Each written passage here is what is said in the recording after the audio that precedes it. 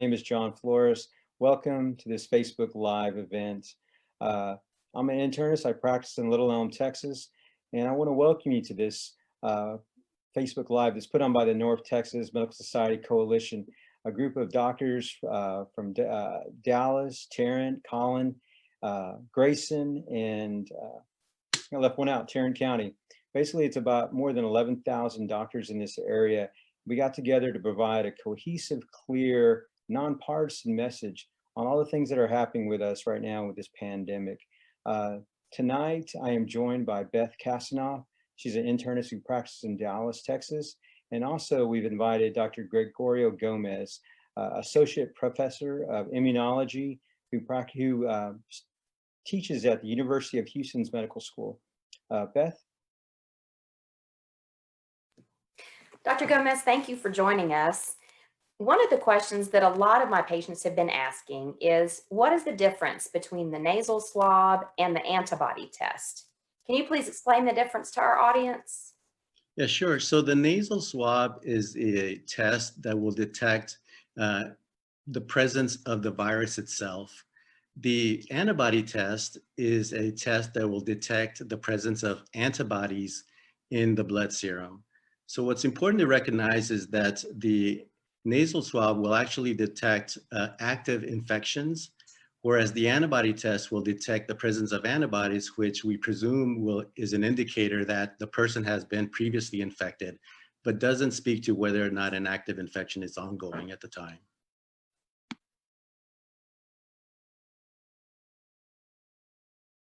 If a patient has a positive or a negative swab test, should they return to work?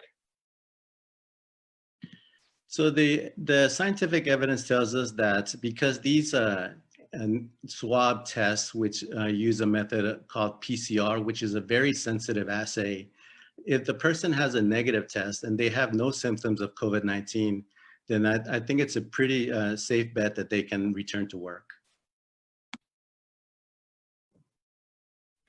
If someone living under the same roof as you tests positive for COVID-19, should you be tested? In my opinion, that person should be tested, especially if they're a primary caregiver that has to go out into the community to shop for groceries or medical supplies and has to interact with other individuals. In my opinion, yes, that person should be tested.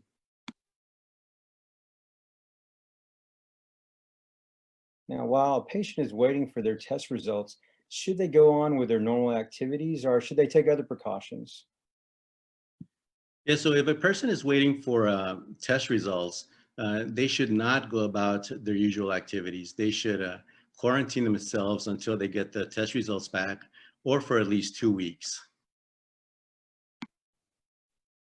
We know that the nasal swab is a bit uncomfortable for our patients, and many people ask if they can have just the antibody test instead.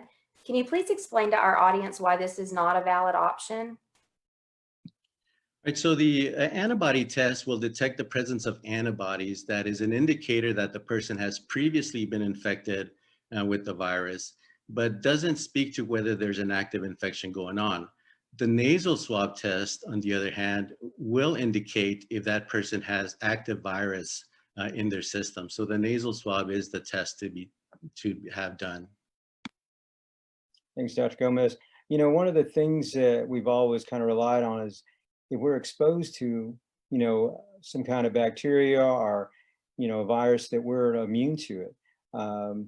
Doesn't seem to be the case in COVID. There's been some confusion and question about that. Can you tell us why? Right, so I know that there has been, at least initially, some confusion as to whether the virus was leading to immunity, at least in people that had been infected. The scientific data now confirms that people that have been infected do in fact develop antibodies, which we presume means that they are developing immunity to the virus. One of the things that we have to recognize is that everyone is different. So someone may develop a stronger antibody response, meaning they may develop more antibodies or more potent antibodies. And so what that means is that even though there's some level of immunity that's developing, that still means that some people could be more susceptible than others to becoming reinfected.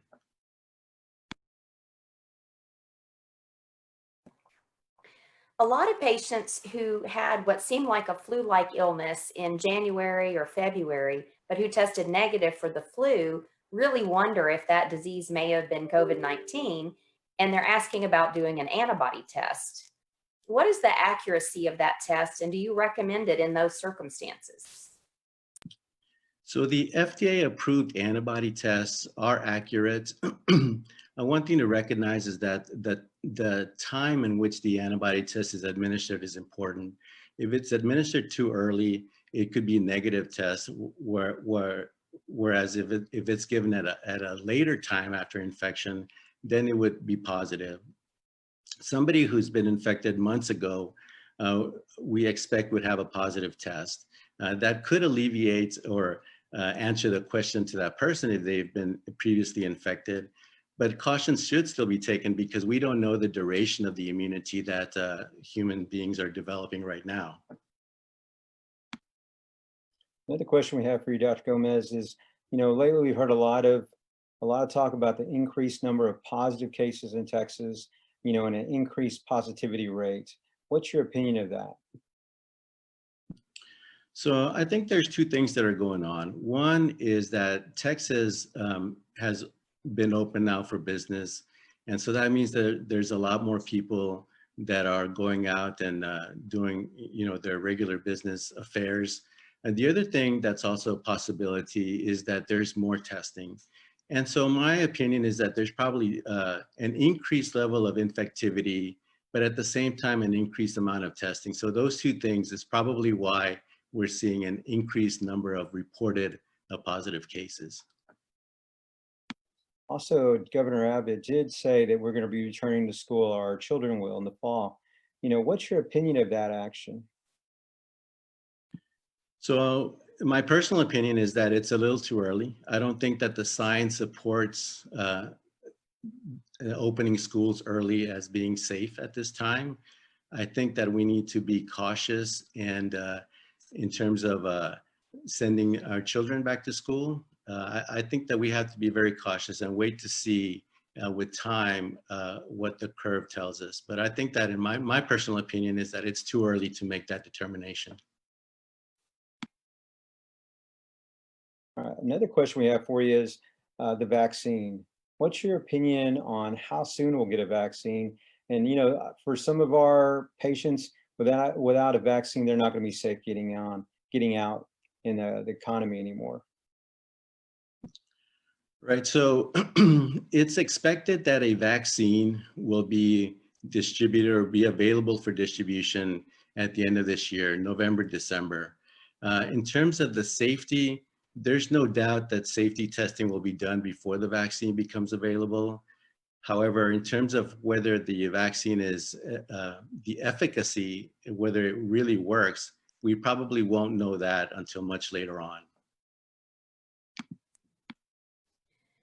We have another question from our Facebook audience.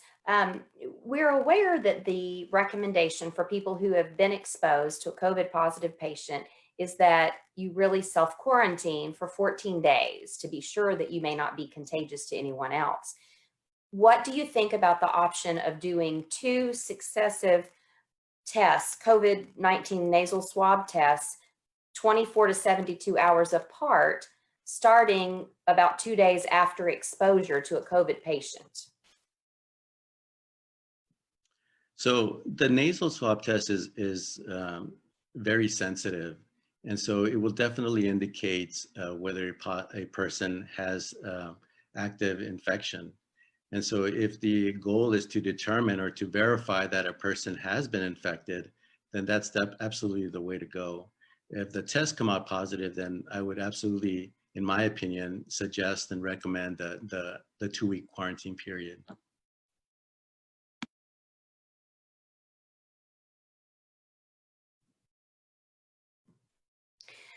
Dr. Gomez, thank you so much. And thank you to all of our Facebook audience for joining us today. Please remember to practice your social distancing, to wear your face coverings, and to wash your hands frequently to protect yourselves as well as those around you. Thank you. Remember, follow us on Facebook, like us.